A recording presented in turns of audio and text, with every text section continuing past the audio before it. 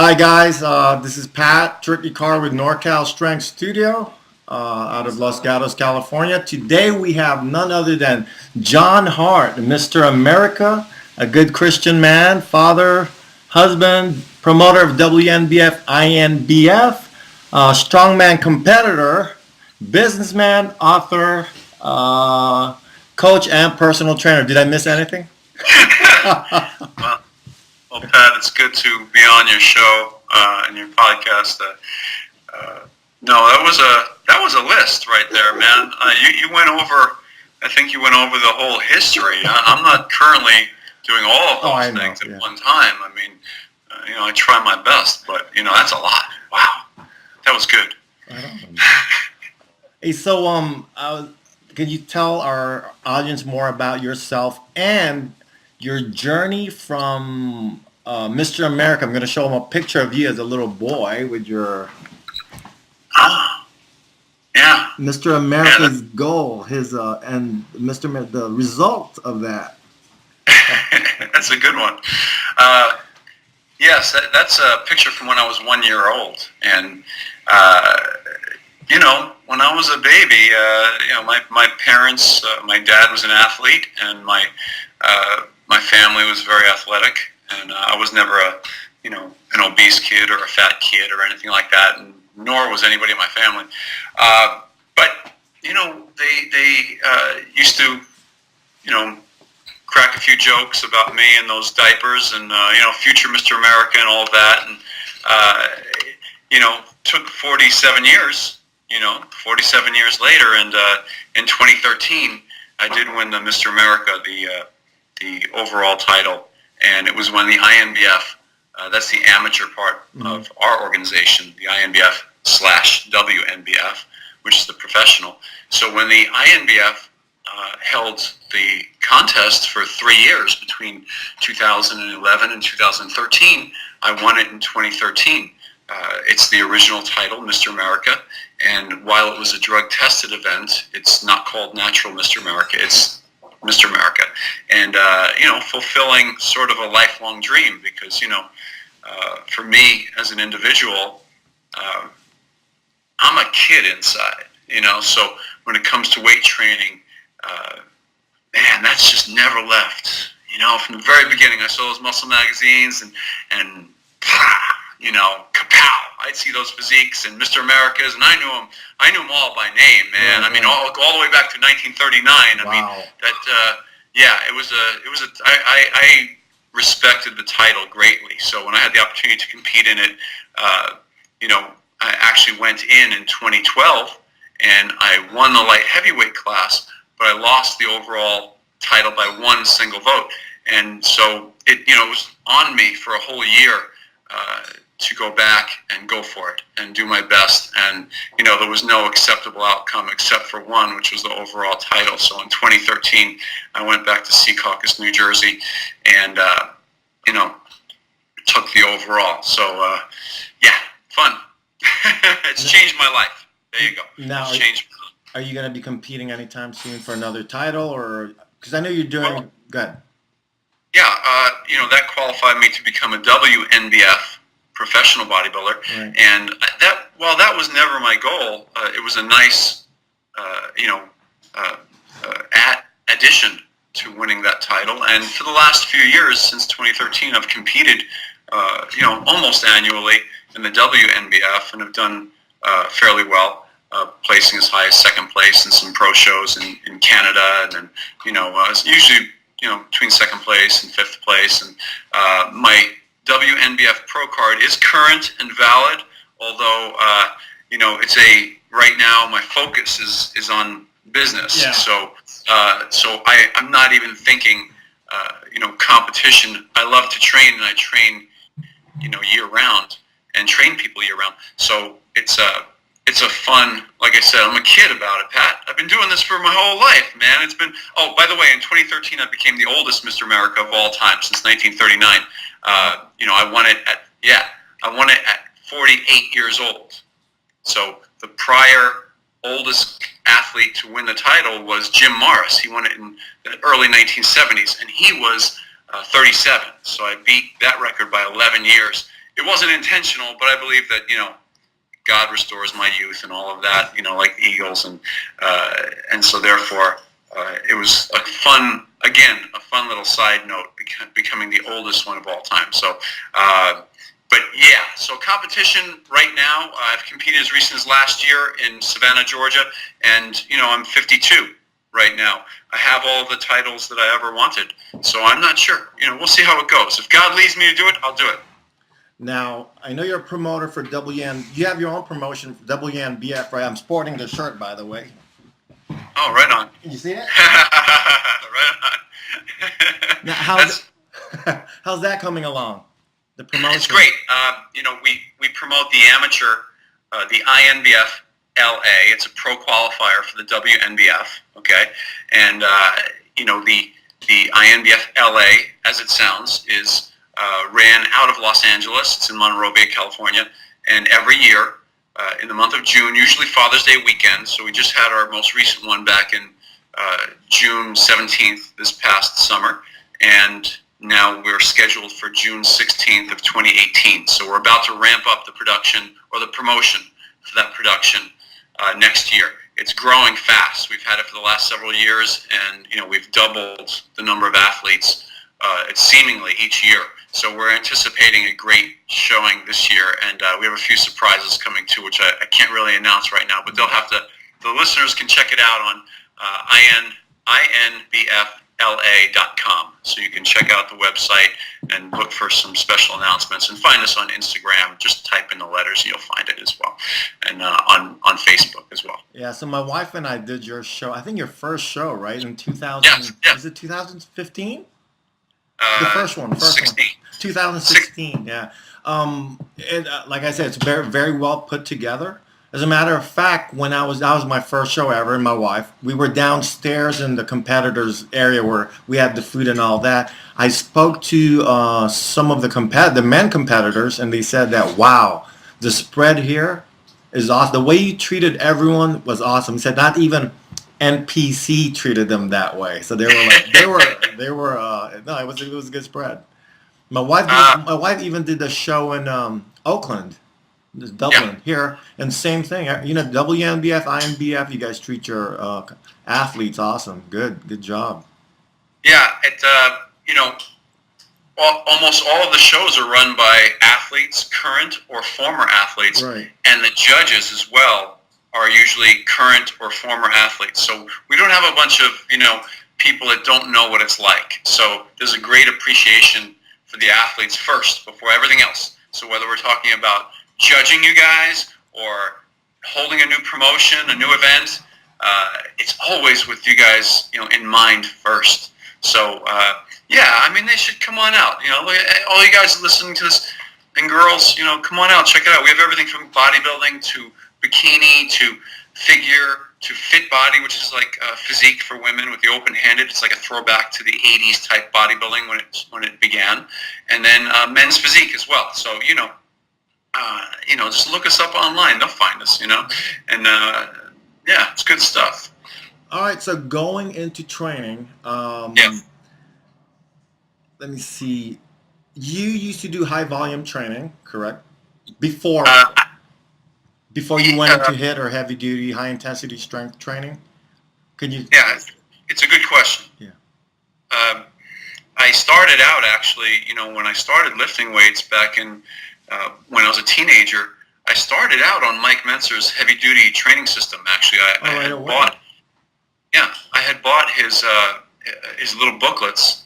I lived in New York, and as a teenager, I stuffed a bunch of cash in an envelope, sent it to Mike, and he actually mailed me the booklets, and I trained on his original training system, which was 3 days a week, and got fantastic results. I did that for 2-3 years, and then moved out to California, and then got stupid for about 5 years or 6 years, and followed what all of the masses were doing, and it's amazing to me because you can do such things and you get caught up in it. It's so there's such a social aspect to the gym, and so I did that, and I trained for 5 or 6 years. I made fantastic progress the first couple of years training on heavy duty, high intensity training. putting on 20 pounds or so of pure muscle. I mean, my waist size did not change. And then in the course of the next 5 years or 6 years, I mean, the results were negligible. I'm talking, for someone who was just training for 3 or 4 years, for me to train for 5 years and put on just a few pounds of muscle, that's pretty bad. Training, 5 days a week, 6 days a week. And I felt bad too. I had injuries galore. And that's what convinced me at one point. I realized this is like a part-time job that I don't get paid to do. Right. So I had come across an article written by Mike Menzer, and I was living in Playa del Rey in Southern California, and I decided to contact him. His phone number was at the end of the article, and when I did, I found out that we lived about 10 houses away from each other, and so I hired him as my trainer, and I went back to heavy-duty, high-intensity training. So it was not an evolution from high volume to HIIT. Oh, okay. It was, HIIT. I began with heavy duty specifically, Right. 3 days a week, high intensity training. Then I had a brief stint of 5, I call it brief because I'm 32 years into this. So a brief stint of volume training. And even volume wise, I never did more than 3 sets of anything. I couldn't tolerate it.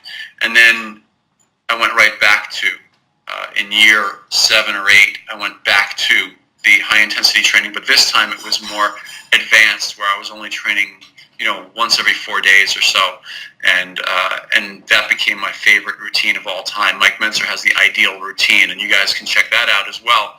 You know where to find his stuff on MikeMenzer.com. Or you can find it in his book. It's in the back of my book as well. His website, I mentioned it in my book, yeah. And that's one of my books right there, Mr. America's Shape Up series. That'll be, my books are all on thanks for showing those. My books are all on Amazon.com. They can find them there. And then I also have a new website coming up. Do you mind if I mention it? Sure. Is that okay? Yeah. It's MrAmericaHeart.com. So it's MrAmericaHeart, HEART.com. And it'll be up and running in the next 60 days or so. And the old website that I have will be fading away. So they'll see a store on there. My books will be available through the store as well. So it's MrAmericaHeart.com. And all the social media will be changing as well for me personally, associated with the website now, the new website and the new promotion that I'm doing outside of that. So, but interesting enough, I did the high intensity training, went back to Mike Menzer's training, and instantaneously, I mean, when he trained me, I put on more muscle. It was all new muscle too, than I ever experienced, before or since. It was amazing. So I was sold immediately, and I wasn't changing it. So for the last 25 years, I've only trained on high intensity style training and very small variations of it.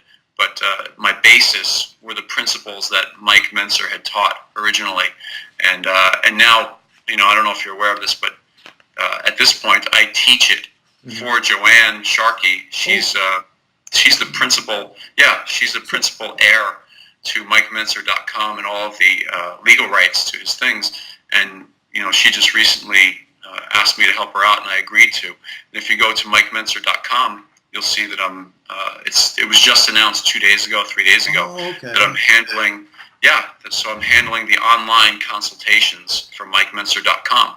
So they just have to go there and, MikeMenzer.com and tap on the link for online consultations. And Joanne just announced it a couple of days ago. So it's a real honor for me because to be able to teach it and teach the principles of high intensity training the way that Mike taught it specifically for anybody who contacts, through MikeMenzer.com and Joanne. And I love that woman. I got to tell you something. Anybody who stands up for years and years supporting the legacy of a man of character who influenced so many people in training and does so unselfishly, I can't say a bad word about her, man. I love her. So I'm happy to work with her again, Yeah, because I remember years ago you were the guy that was doing the phone consultation, then you stepped back for a little while. And yes. On her site, I remember looking, she said she's still looking for a qualified candidate. And it was like, what, years? And then finally you're back. Congratulations. Yeah, it was. It was a long time.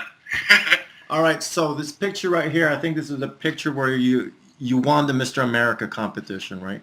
At Yes. 2013. Look how Yeah. lean you were there. Now, were you always a natural athlete?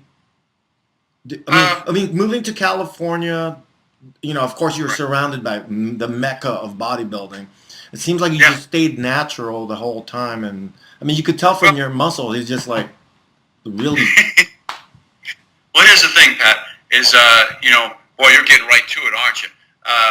The the real deal is that back in the early '90s or so, the pro hormones really came on the scene kind of strong, and they were being touted and advertised as not as basically non-steroid compounds, and a lot of people, including myself, I used quite a bit of those, in the early '90s, and I don't consider myself a lifetime natural, because of things like that. Right. You know, but surely ever since that time frame, I have not played around with any of those things, and so I'm a natural bodybuilder. I consider myself a natural bodybuilder. I don't, it's not even on my radar. A pro hormone or a steroid or a growth hormone or anything like that. I'm not interested in any of those things. So I was always more interested in making those lasting type of gains, Right. And building the muscle and then retaining it long term. And so it's just not my thing. That's all. I don't judge anybody who does it. More power to them if they like, as long as they don't. I don't want them judging me. If you want to get in arguments about it, then try judging me. We got a nice argument on our hands now. Well, I love the fact when Susanna and I did the show, did it twice. You guys were very strict and stringent about drug testing. You guys were strict. I mean, it was from the lie detector. What else? There's a urine test. Urine all test. Of the winners, at least all of the winners, are urine tested. So going forward, once you can't graduate from the amateur ranks in our organization to the professional without being urine tested. And it's Olympic standard testing. Good. So again, for all the people out there that doubt such things and all that, that's fine. Let them. It's the ones who are natural know the truth, and it's unfortunate a lot of other people that doubt it, they make excuses for themselves and make excuses for others. I appreciate the pump on that, or the compliment on that picture, by the way. It's one of my favorite pictures. I'm thankful the photographer caught it, and I was in, awesome picture. I was in good shape that day too. Oh, Yeah. awesome. Thank you. Okay, so now that you're much older and wiser, how have you modified a lot of your training, your HIIT or heavy duty principles as you apply it with your personal training clients? Yes. You have. Yes. Well, first of all, when it comes to myself, I'm always modifying, always experimenting. Good. That's so fun for me, So in that regard, yes. The more interesting answer is where the clients are concerned, because what a huge population. Yeah. And where the clients are concerned, I found originally that when I started training people, even though my base of training was high intensity training, and I would put them in a machine and say, hey, give me all you got, and I agree, by the way, with Doug McGuff. I loved your interview with him. They should go back and watch that one. I watched the entire thing, by the way, and twice. He stated that anybody who takes up high intensity training, when they give an effort, the effort they give, no matter what their age, no matter what their stage, is limited by their own ability to generate intensity. So therefore, you should have no fear in saying, give me all you got right now, like this. You want to get to that momentary muscular failure, okay? But the thing that I found was that a lot of my new clients who had never weight trained before, especially, they, the neuromuscular connection, being able to even do a simple curl in a machine, for that matter, or a pull down in a machine. And I say in a machine because they didn't have to manage a whole bunch of, directions that the weight was going to fall in, right? So there weren't many, ancillary or assisting muscles involved. It was just pretty much, push this weight or pull this weight, a leg press, drive it away, all of that. As much as I could tell them and say, hey, give me all you got, like this. You or I, Pat, we can go and train, and after so many years, your neuromuscular connection between your brain and your muscle becomes so good that, you can really torch that muscle in one complete set. And there were some people that questioned me early on because I would train clients initially and I'd have them do 2 sets of some things, And I found they still progressed just as great. Initially, I did that. So when you say, how did the training evolve? Initially, I would give total beginners a little more work because they could tolerate it and they could recover easily from it. But as soon as their strength levels were jumping up, I would have to cut them back. Yeah. So they all pretty much end up at a single set type of training. And, I've found a couple of interesting little things over the years. I've been training people for 32 years. I had my first client when I was a teenager, 18 or 19 years old, and it's continued on all this time. And I found that a lot of the women can tolerate a little bit more training, Right. You agree? Yeah, I agree with you. The men were just like, I go, gosh, look at them, come on. Yeah.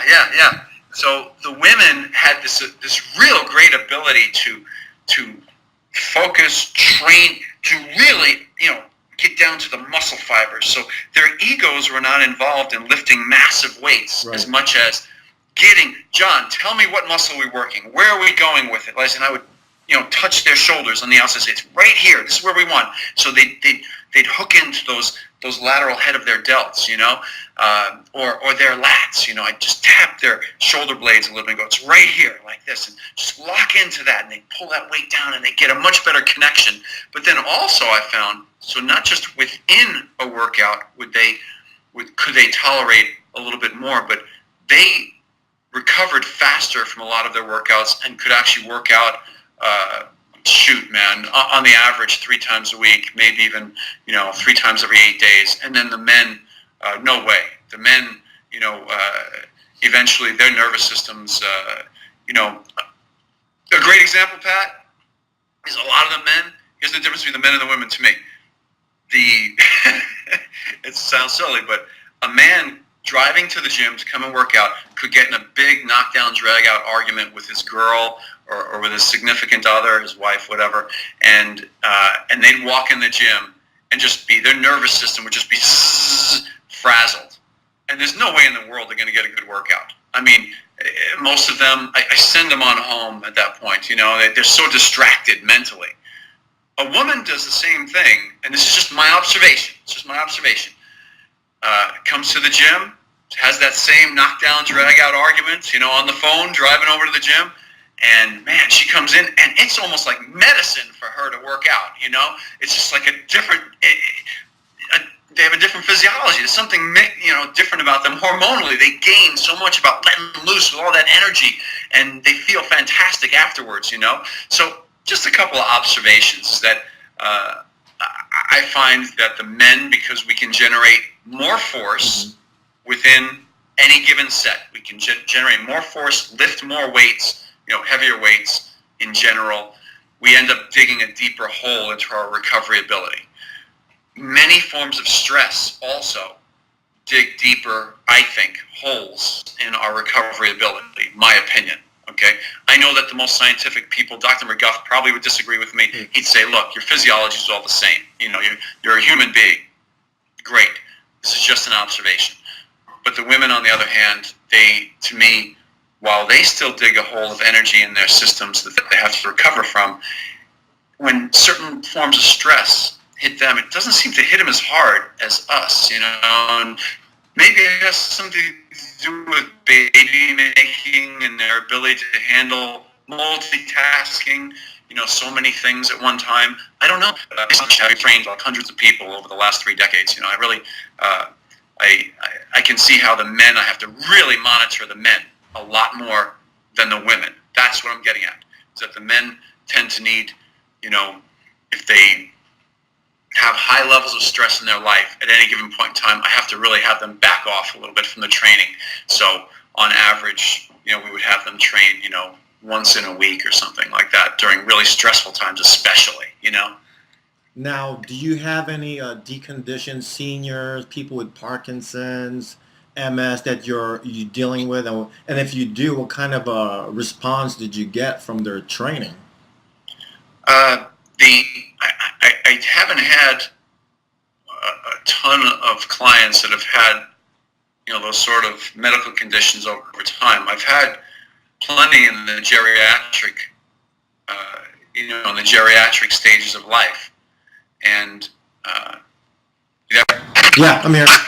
I've had plenty of geriatric aged clients, baby boomers that are now let's say between 65 and 80, and really the high intensity training has been a real gift, a youth, a fountain of youth for almost all of them, actually. Somebody that's now in their 70s or in their late 60s, early 80s, it's usually been years since they've given a maximum effort in anything. So hormonally, their bodies have pretty much dumped out.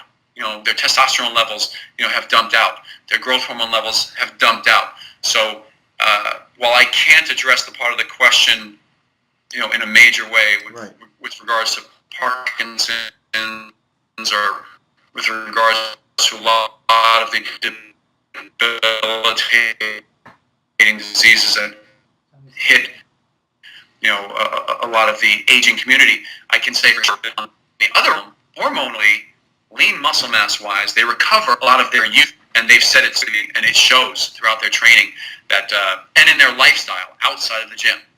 For the small investment of what are we talking about? An hour to an hour and a half of training in the course of a week and a half or whatever. Right.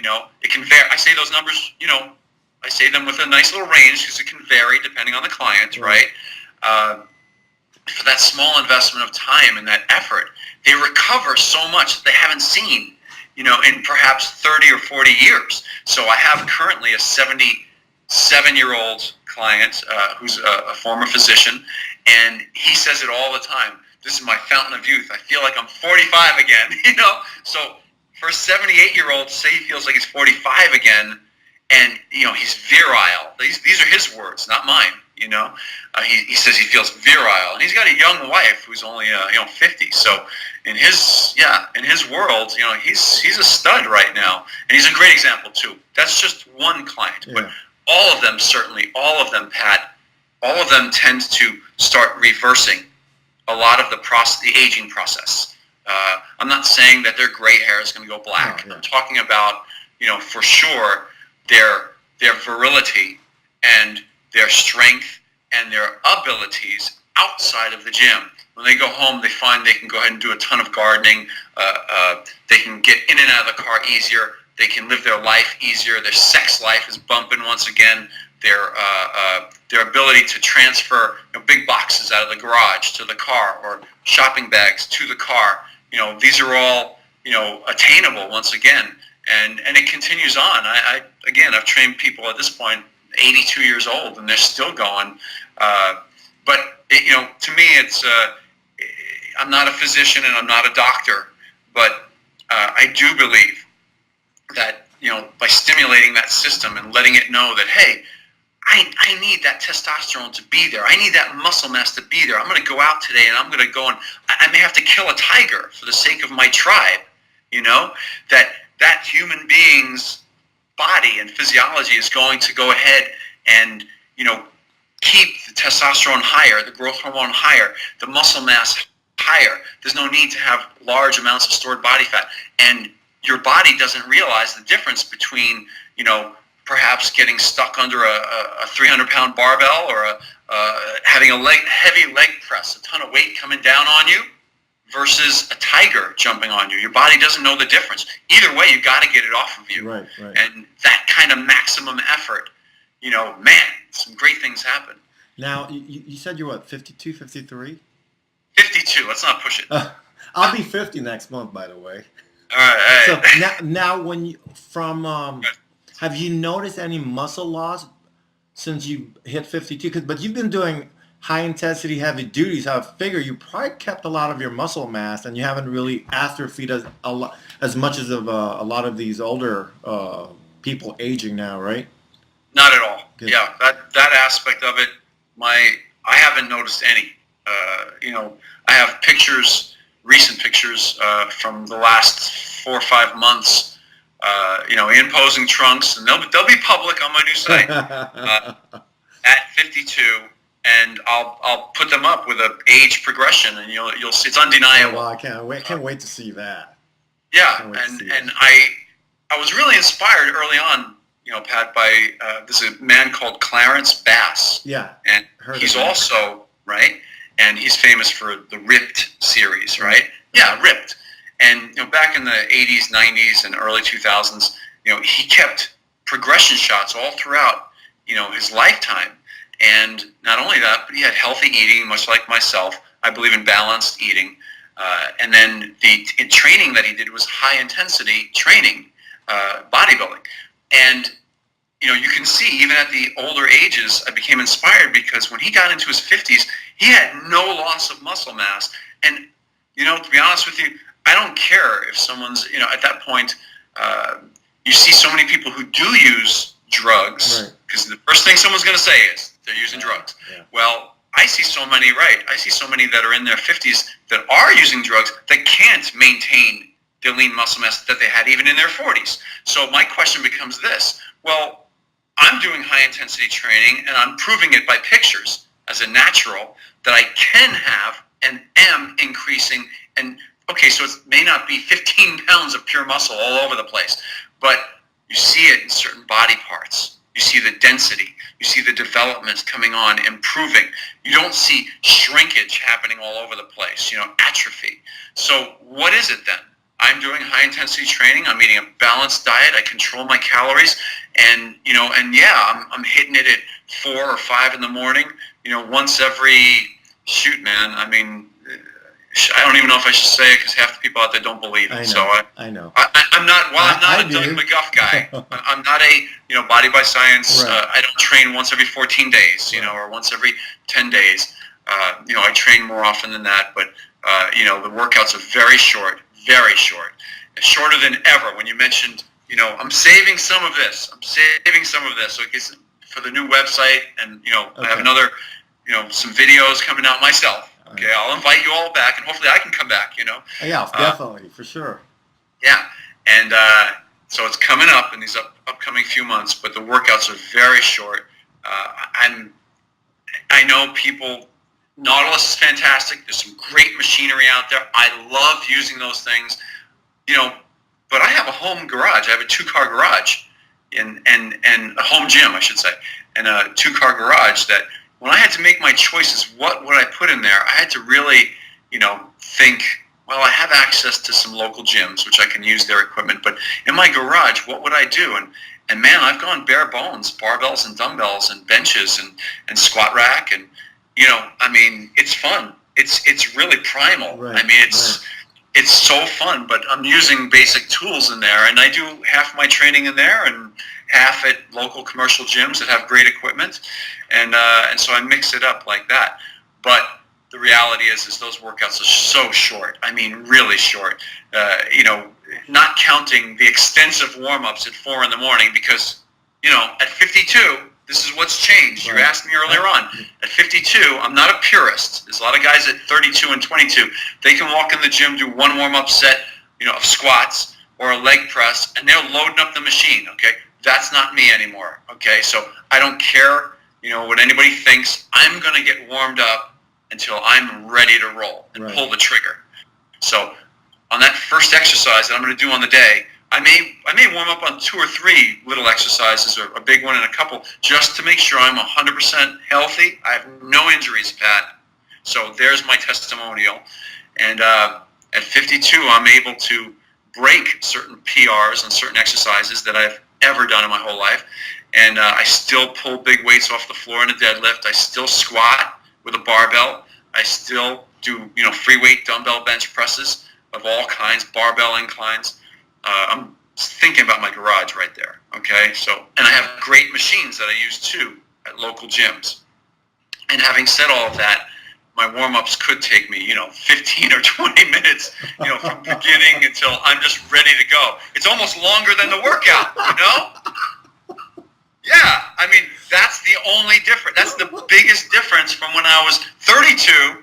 Pat, I'm not lying, is that I have to get to the gym and I have to take my time and warm up really well. And I'm comfortable doing it that way. But then once I pull that trigger, that workout is, it's blasting. So, no waste of time. So the actual working, besides your warm-up, the actual working program lasts you, 10 minutes, I would say? The actual workout is probably more like if I have things set up nicely, conveniently, I can get it done. I'll be generous and just say 15 minutes because I don't want to understate it and overstate it. I like.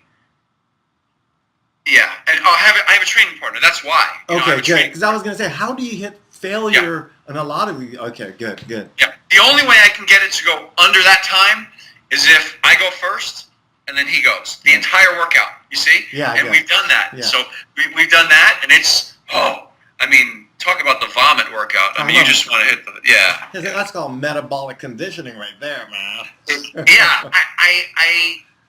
What we've done is we both end up on the floor, afterwards, because you can generate so much intensity. Oh, yes. And I have to tell you, I still enjoy things like high intensity factors and techniques to use within any given exercise. So rather than just going to positive failure, and going back to back, with several exercises, even if it's, 4 exercises back to back, or, as fast as possible, not resting much between each one. You're right. There is some serious metabolic conditioning.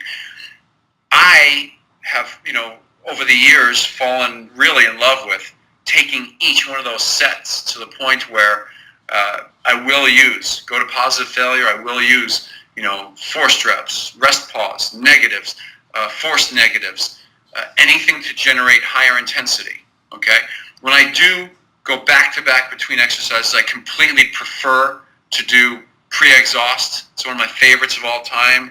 It's never changed. I've loved, and continue to love doing an isolation exercise followed by a compound exercise to target. I'm a bodybuilder, I'm a bodybuilder still. I love seeing, I said this earlier, putting on 15 pounds of muscle mass at this stage of the game, it's just not, you're getting so close to your potential.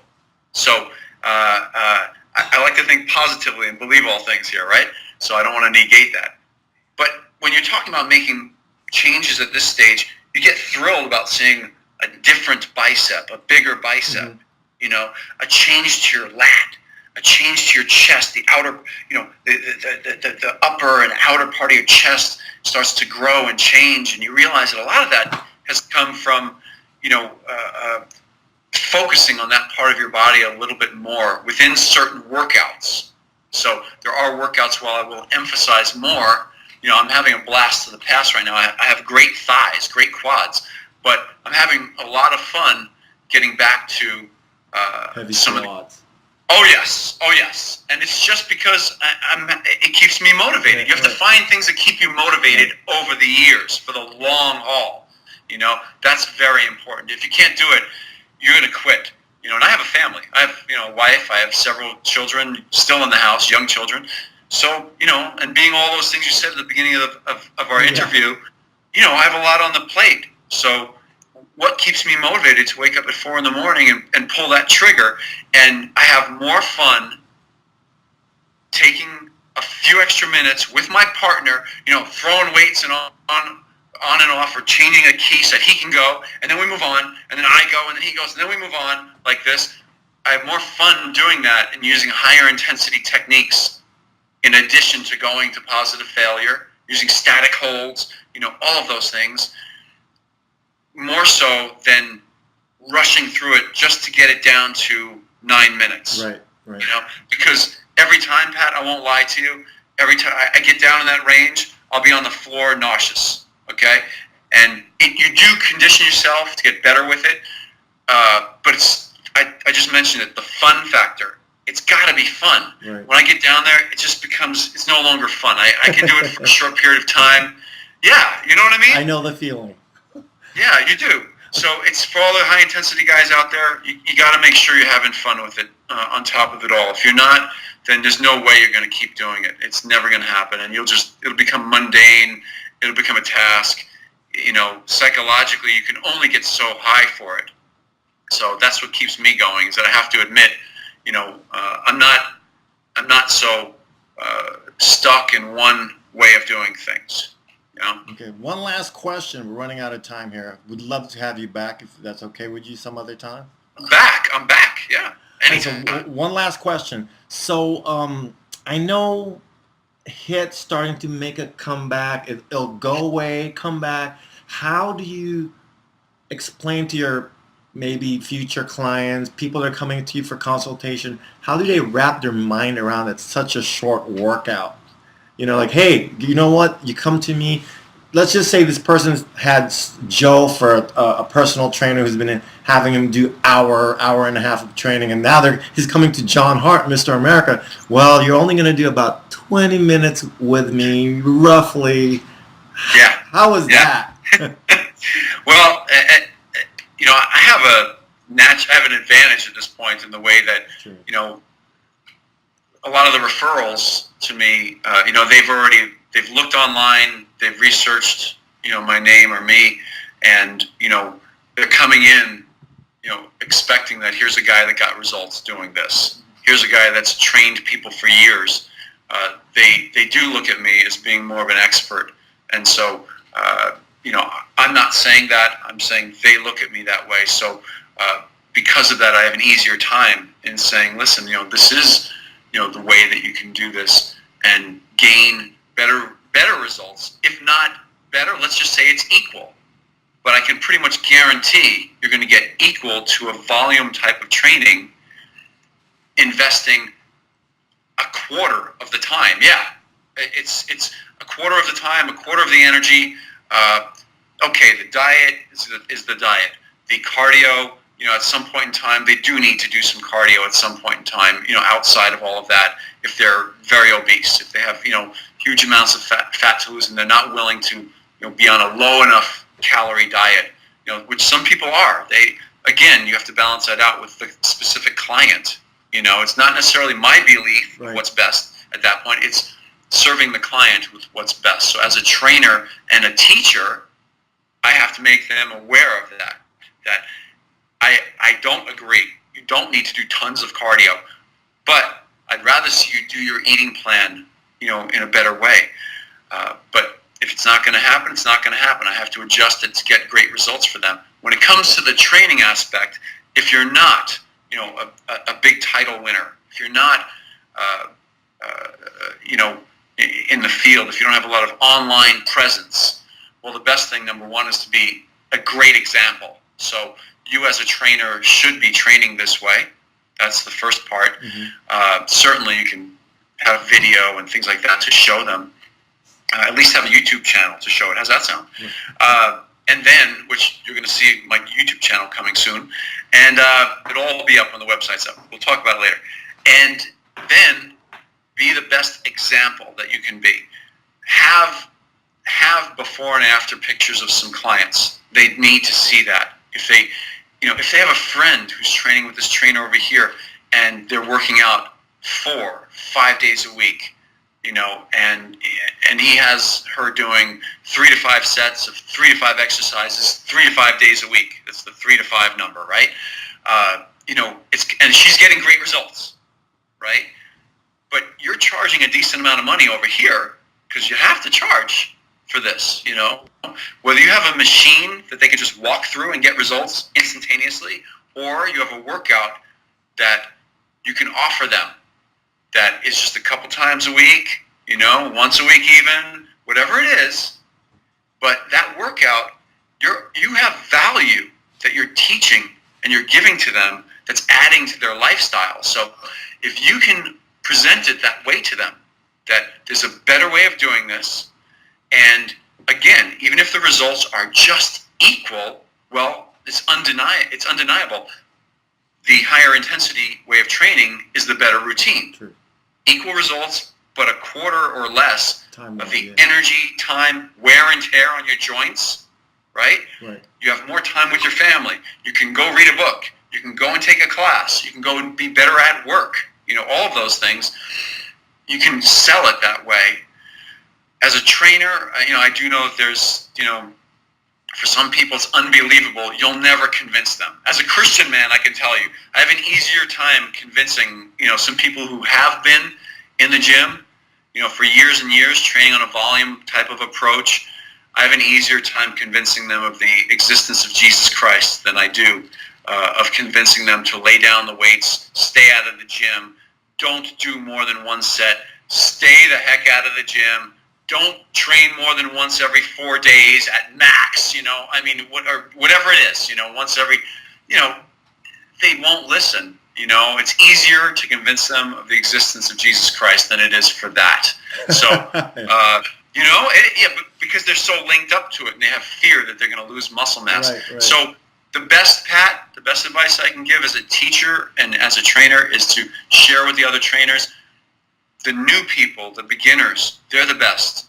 Because if you speak as an authority and with confidence about what you're talking about, you don't have to constantly reference the volume training. You just have to let them know what they're going to gain by working with you, and do so with confidence. And if you do that, then they'll see instantaneously. You know as well as I do that any hit trainer gets a hold of a client. Those first 2 weeks, that client's going to feel inside. They're going to feel their muscles coming alive. It's going to happen within 2-3 weeks.